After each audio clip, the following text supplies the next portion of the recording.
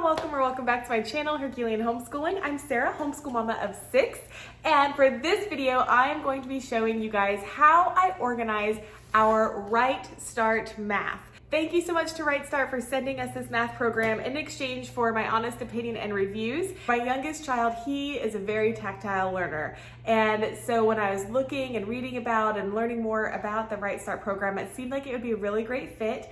And when they sent it to me, it was this huge box full of all these manipulatives and all these game things. I'm like, wow, this looks like so much fun. Where in the world am I going to store all of this? And so I have some things that I put together in order to keep it more contained, but also easily accessible, so that whenever the program asks for a certain piece or a certain thing that we need to use, I know exactly where it is and I can gather it without it cluttering my house. So this is how we store our RightStart materials. The first one is this one, and this is the second container. Let's take a look inside the first one. This is the first container that I use. I found this at a Hobby Lobby, I believe, but I'm sure other places carry them too. That's the size. I took out the tray. You'll see it comes with a tray there at the top, and we took that out, but I love that it has just these two latches. Pretty easy to take off. Inside we have the main RightStart Math book, has all the different lessons. I will be doing a separate video based off of the actual lessons themselves and a deeper look inside the RightStart Math program. We have our abacus.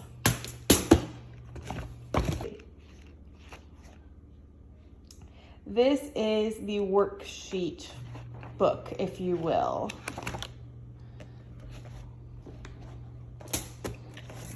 Then we have the math card games. Now they send all of this to you in your very first order, and then you will use all of this through all the years. Whiteboard. So all of this material we aren't necessarily using right now in level B, but we will be eventually. So we have all of it. This is the little book that teaches them how to use the abacus. Super cute little rhyming, even a song thing.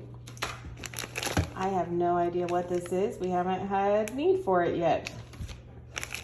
Envelopes, these pieces. These are the appendix sheets. There's a long yardstick ruler thing. So all of that is kept in this bucket.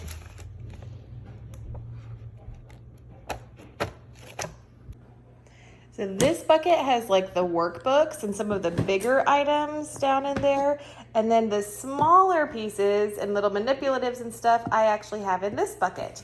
And this is a photo and craft keeper. I got this like years ago, guys, maybe 6 years ago. I don't even know, maybe longer than that.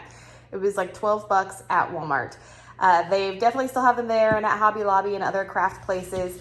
But here's my serendipitous thing. I have lost some of these little boxes. No idea where they are. We tried searching for the house to see what might have happened to them. Can't find them. But the good news is the exact number that I had missing fits this 3D shapes and the tiles perfectly. So we have our big bag of tiles and our bucket of 3D shapes that fit in the 1, 2, 3, 4, 5 missing little boxes that I can't find anywhere. So that worked out. This one, I grabbed my label maker. I may have bought a label maker specifically for this and have gone crazy using it. And so I really love that I have everything labeled. So anytime when I open the book and it says to pull out the number cards or pull out the tangrams, I know exactly where to go, and I can even just send my kiddo to go grab it because he knows where it is too. So I have whiteboard supplies in there. Next is for the geo board and the abacus tiles. So I've got my rubber bands, the geo board directions. These are little abacus tiles.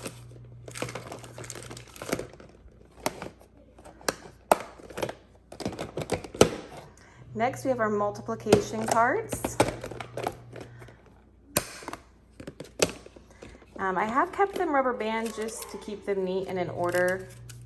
You do you. You don't have to.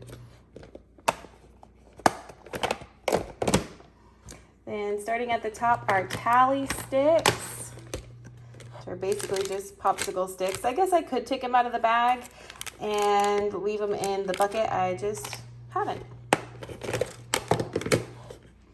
Number cards. We use these a lot because there are a lot of games that you will use these number cards for. So 0 through 10, and then the higher numbers over there. Then there are games that you play with these cards as well.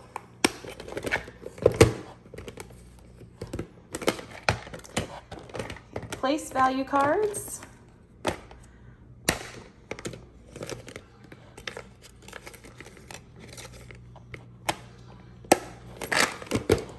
Fractions. There are actual fraction pieces in here to build different fractions, and then there's the different fraction card deck.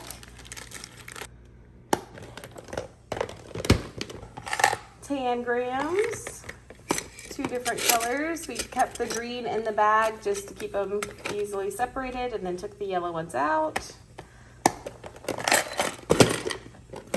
Clock. Little clock plus the card deck.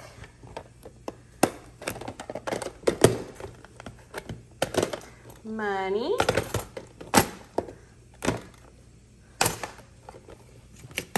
I like that they gave us plastic money.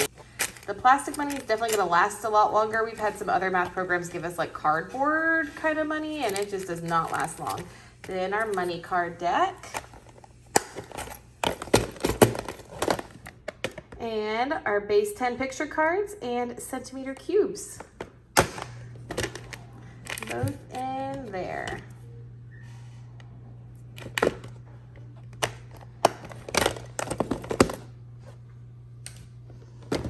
Put all my pieces away. Close it up. And my manipulatives are in one place, ready to go. The only thing that does not fit in those 2 bins is this big guy. I don't even know what you call this, like a number balance thing. This bookshelf here behind me, it just goes on top of the bookshelf, and then anytime we need it, I can just pull it down, use it, and then stick it back up top. So it's not cluttering anything else, just on top of my bookshelf. These 2 bins I have sitting next to my shelf on the side, and that's not my favorite thing. I'd really like for them to be able to fit on a shelf. The tub with the books can definitely fit on the shelf, but the manipulatives bucket is kind of big. So I keep that on the ground next to the bookshelf with the rest of our homeschool stuff.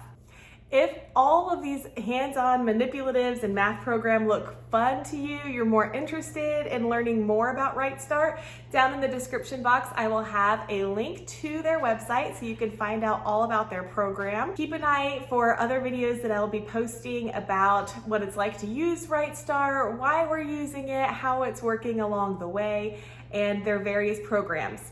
As I said earlier, they send all of this to you as a one-time shipment, and it's good for their entire program. So some of this stuff we will not be using right now in level B, but it will be used in level F or G. They go all the way through pre-algebra so that when you start high school, you are ready to be starting algebra. So you'll be using the same manipulatives and materials all throughout your course of RightStart.